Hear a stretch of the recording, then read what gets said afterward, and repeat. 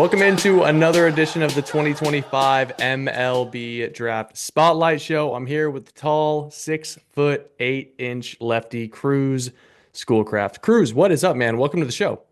Thank you for having me on. I'm excited. Of course, of course. Hey, we start the show the same way every single week, so I'm going to start the same way with you as well. Who is Kruz Schoolcraft? What is Kruz all about off the field? What is Kruz all about on the field? How do you like to attack hitters, and what do you like to do with your spare time? Yeah, so I'll start off with my spare time. Since it's my last year being at the house, I like to hang out with my brother and go fishing. Those are probably the two things I do most. On the field, just I try to have fun and enjoy the game. Just be present and stay just basically stay happy and it's a blessing to play the game every day. So yeah, just have that in mind and just go out there and compete every time. And if I prepare the best I can throughout the week, then I know if the ball doesn't roll my way, it's all good. But yeah, I mean that's basically about it. So yeah. What's your mentality on the mound? Is there a mindset that you take the bump with? Yeah, for me, it's like I know I've prepared the best I can throughout the week. So I know like if you beat me, it's really for me, it's just like I'm gonna go out there and compete and do the best I can as of, setting up hitters and approaching guys. But yeah, I think for me it's just go out there and compete. I know that the work that I've done during the week is as diligent as I can be. And I know that I'm just gonna go out there and compete and give it my best effort. So yeah.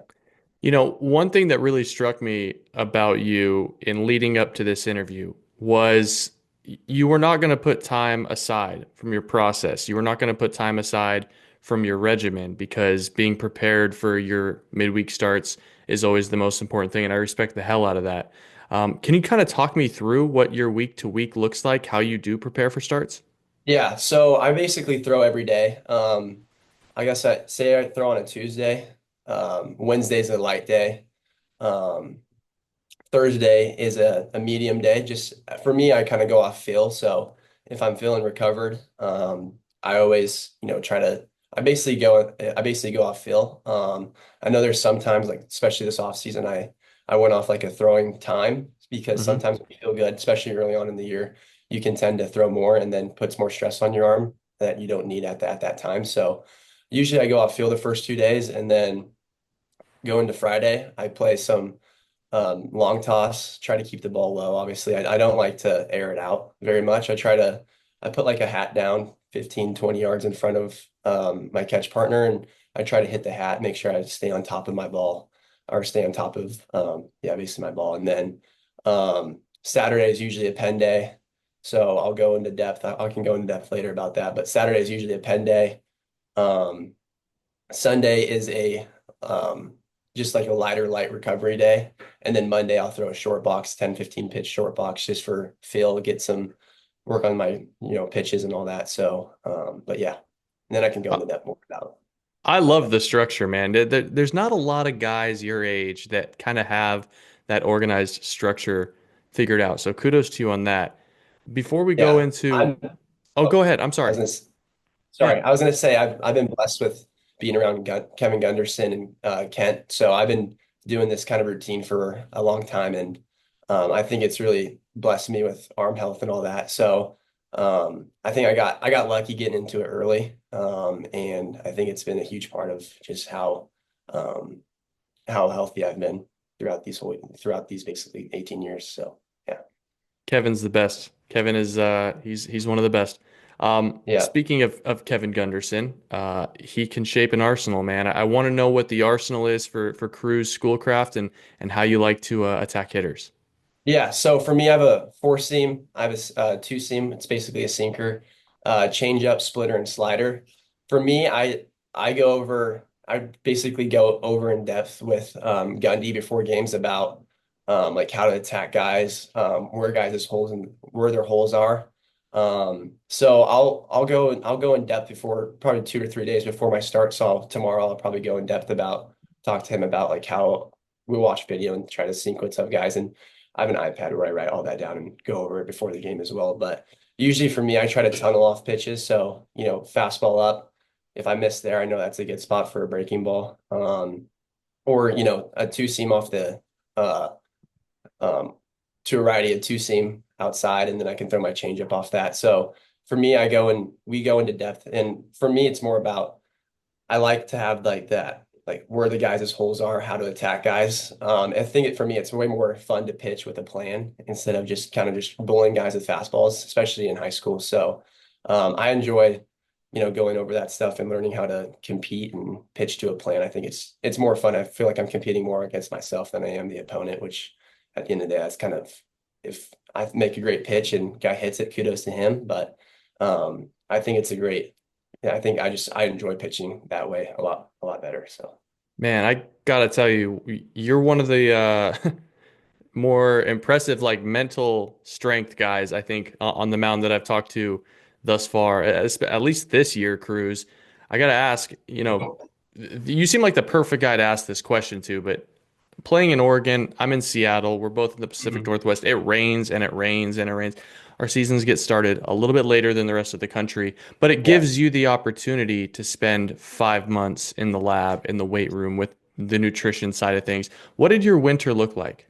Yeah, for me, my winter, I really did lifted three times, four times a day, or not a day, sorry, a week.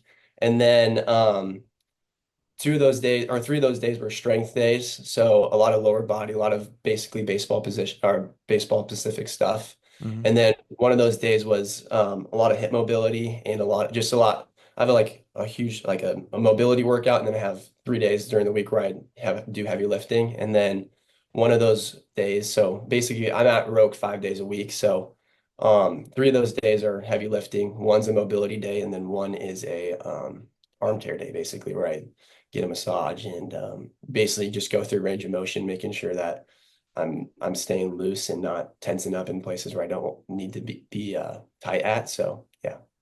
Cool, man. Well, let me ask you this. The Tennessee Volunteers Yes. ultimately was your selection. I see you got the Vols hat on. What was it about Tennessee that kind of drew you in?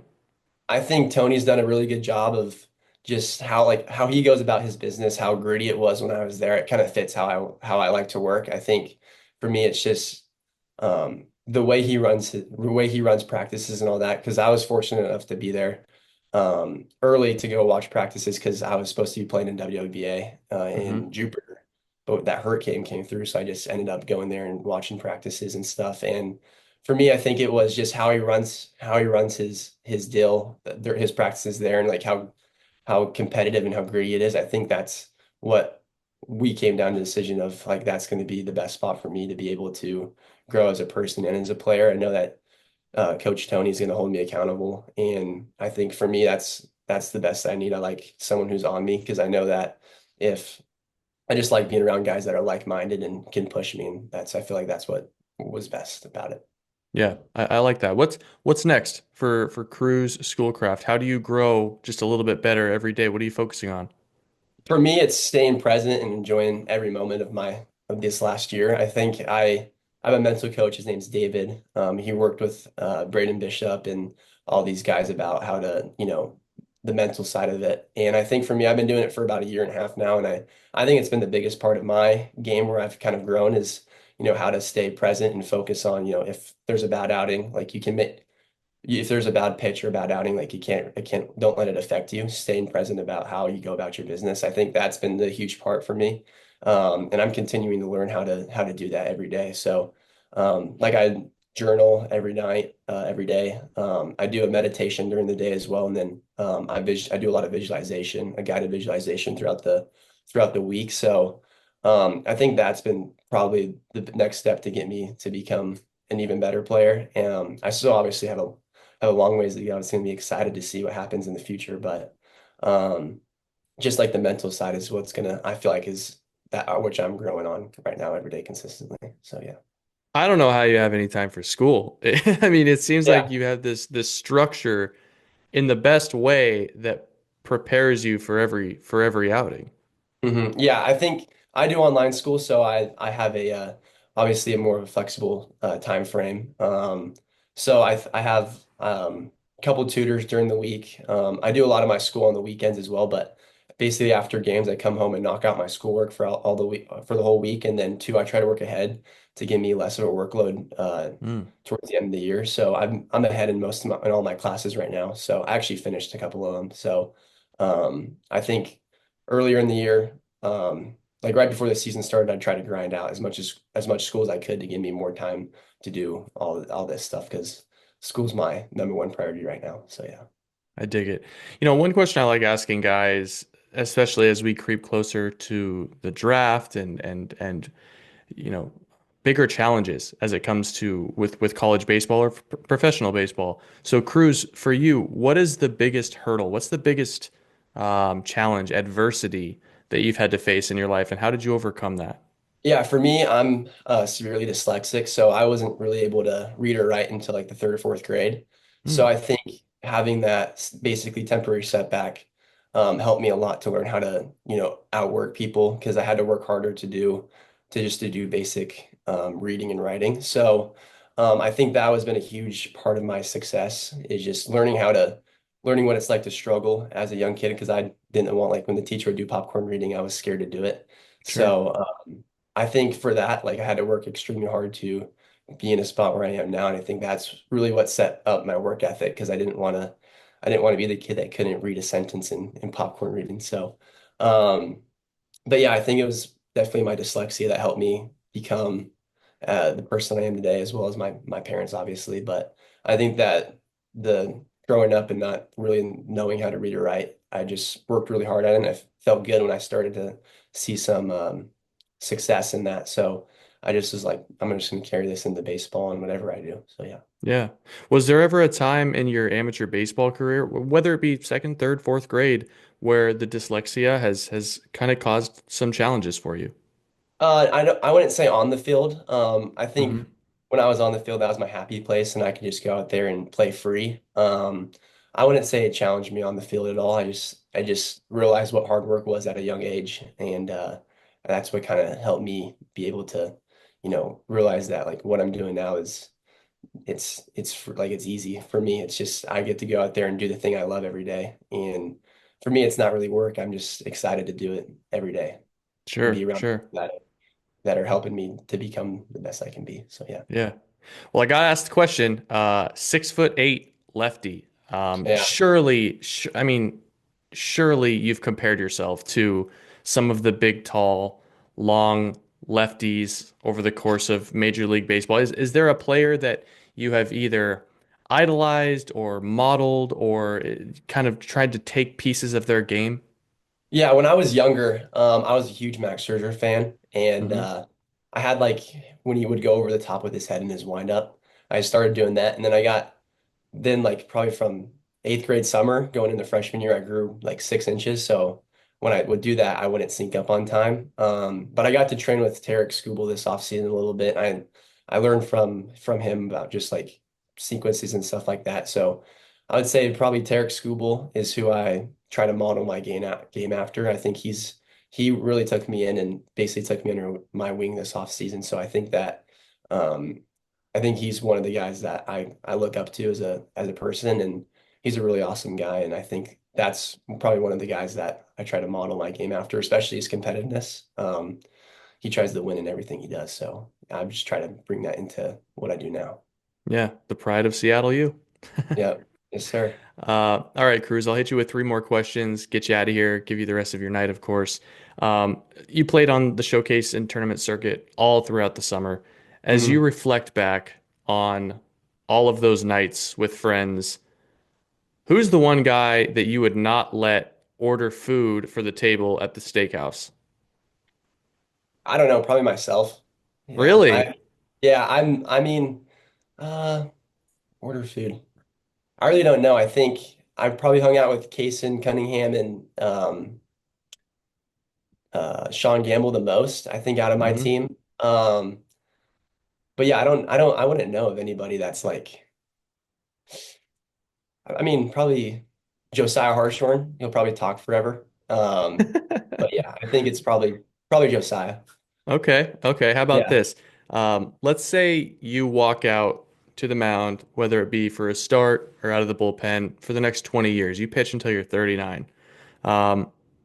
By the way, belated happy birthday. Thank Uh, you. of course, Kruz, what's the one walk-up song that you would be happy choosing for the next 20 years if you could not change it? I think for me, last year, I listened to a lot of Dolly Parton.